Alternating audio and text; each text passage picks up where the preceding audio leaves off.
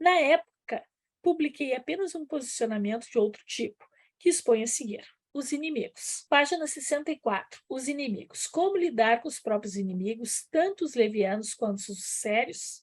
Seja qual for a intenção deles, a primeira coisa a fazer é respeitá-los. Afinal, não sabemos a quem serve.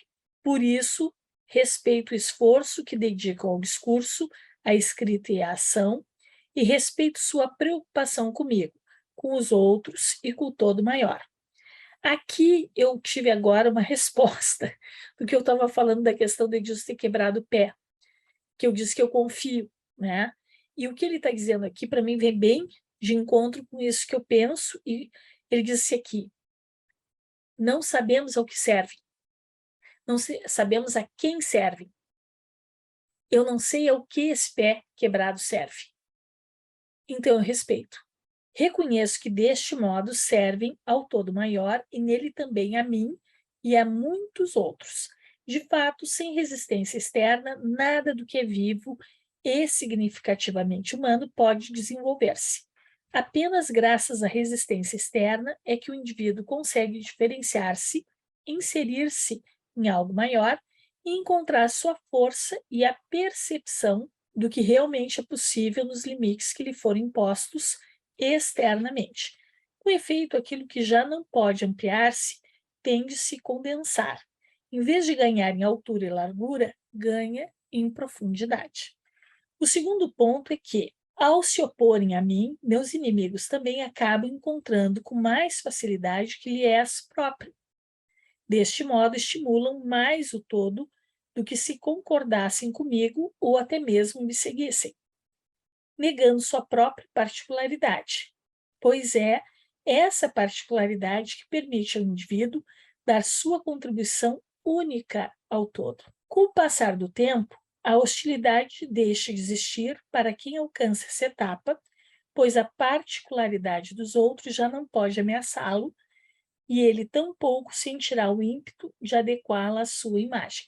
Quem encontrou o que lhe é próprio tem uma ligação tranquila com tudo e é tolerante em relação à hostilidade alheia.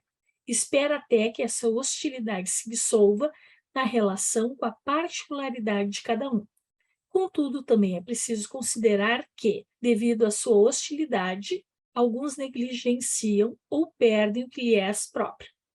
Em terceiro lugar, em geral, a hostilidade precisa de companheiros. Ganha força por meio da quantidade e da fidelidade daqueles que nela se aliam contra alguma coisa. Porém, deste modo também fortalecem os seguidores daqueles aos quais se opõem. Olha que interessante isso aqui. Quando alguém se opõe, também mexe com aqueles que seguem a quem ele se opõe, que aqueles também se fortalecem. Então, é uma mexida geral. Quando os seguidores se esfacelam, também se esfacela a força, tanto do lado daqueles que são combatidos, quanto do próprio lado. Sem seguidores, os líderes de ambos os lados ficam por conta própria. Somente então se revela o lugar em que se encontra a força maior. O que permite reconhecer a força maior? Ela se mostra naquilo que perdura, pois apenas isso foi e é essencial. A campanha difamatória conduzida contra mim em diversos níveis de conteúdo causou efeitos devastadores ao meu trabalho na Alemanha. Centros educacionais para adultos e outras instituições que ofereciam constelação familiar, segundo Hellinger, as retiraram de sua programação. Comunicou-se aos consteladores que as constelações, segundo Hellinger, já não eram bem-vindas. O que eles fizeram a partir de então? Continuaram o trabalho, mas com outra designação. A Sociedade Alemã de Terapia Sistêmica, Aconselhamento e Terapia Familiar, DGSF, também se distanciou de mim e, em fevereiro de 2003, declarou em um parecer sobre o tema Constelações Familiares. Por essa razão, a presidência da DGSF espera que os terapeutas e conselheiros sistêmicos tratem de maneira crítica os procedimentos e comportamentos de Bert Hellinger, desconsiderando-os e que os renomados praticantes das constelações familiares tenham a capacidade de se emanciparem de Bert Hellinger. Olha o quanto isso deve ter abalado o trabalho do Bert e mexido com todas essas bases. E o que eu acho interessante é que tudo isso vem junto com ele abandonar um casamento e se casar com a Sophie. Então, quer dizer, parece que está tudo junto num campo novo aí. Depois disso, nunca mais vi nem ouvi qualquer coisa dos membros da Sociedade Alemã de Constelações Familiares Sistêmicas, DGFS, fundada em 2004 e da qual eu não participava. No entanto, essa sociedade surgiu a partir da Associação Internacional para Soluções Sistêmicas, segundo Bert Hellinger, a IAG, iniciada por mim em 1996. Contudo, uma busca por meu nome na descrição das funções da DGFS não obtém nenhum resultado. A perda da minha reputação entre a ampla população alemã foi dramática. Chegou a tal ponto que o prefeito e eu vou deixar o nome da cidade aqui, me advertiu: se continuar assim, ninguém mais aqui vai lhe vender nem mesmo um pão. As notícias negativas na mídia fizeram com que as constelações familiares, segundo Hellinger, e a minha pessoa passassem a ser vistos com a máxima desconfiança e, muitas vezes, também com repúdio. Desse modo, meu trabalho na Alemanha quase foi paralisado.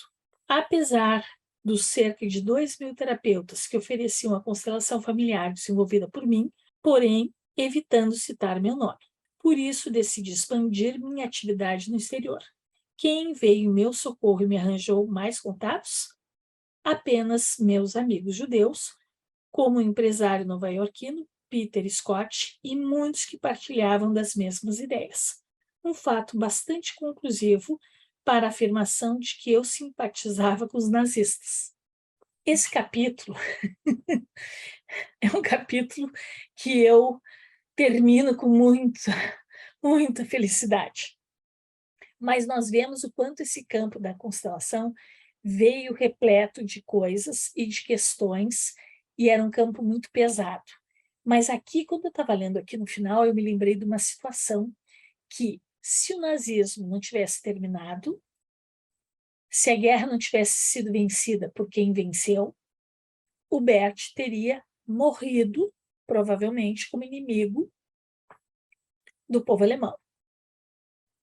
Só que aquela animosidade que existia continuou existindo, tanto que apareceram novos inimigos, que quase acabaram com o trabalho dele na Alemanha. Então, é muito engraçado ver que ele fica 2 vezes numa posição de oposição muito parecida. Então, parece que precisava mesmo algo aí empatar e algo resolver. Talvez houvesse uma